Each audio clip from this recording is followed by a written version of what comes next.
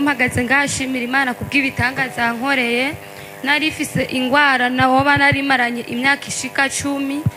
yafata muri parti y'amaso hano mu maso ibintu bikandira indani bikaca bigaragara hanze y'umuntu imyaka 10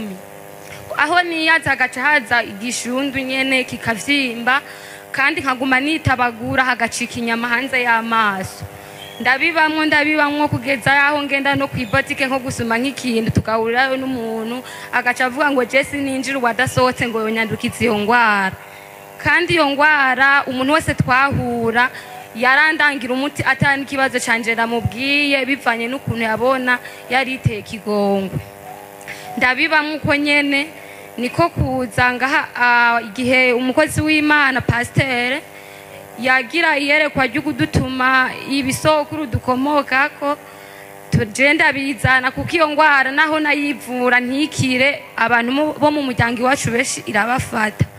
ndabizanye ndasenga ndavuga ati je nditandukanije n'iyi ngwara yo mu muryango ifashe ikigihe kingana ukunda yase ndasenga pasteur aradusengera kuva ico gihe adusengera vya bintu vyaca indani mu mubiri binjya